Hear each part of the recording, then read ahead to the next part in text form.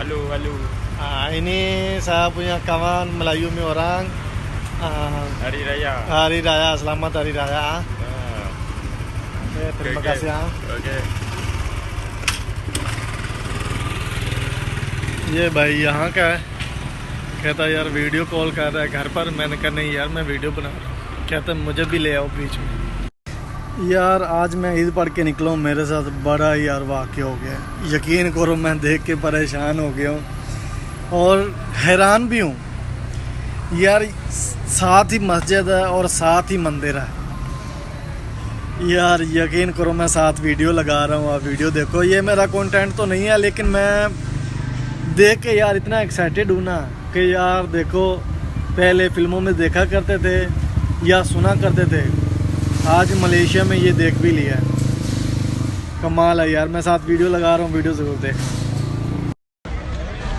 अस्सलाम वालेकुम दोस्तों, ये मस्जिद है। मैं अभी नमाज़ पढ़ के बाहर निकला हूँ, ठीक है।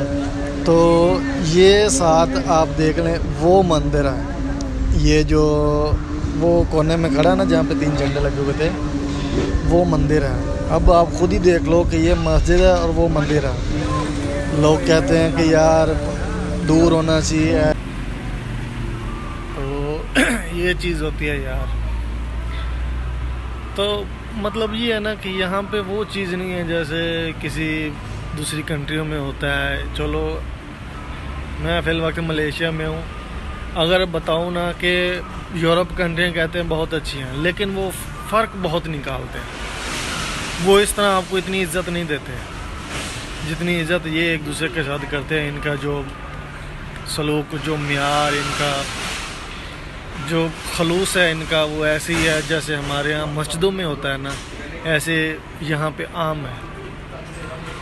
तो खैर मेरा सिर्फ बात करने का मकसद सिर्फ यही था कि वो मस्जिद और मंदिर वाली जो स्टोरी है ना यार, ये देख के मैं बड़ा हैरान हूँ।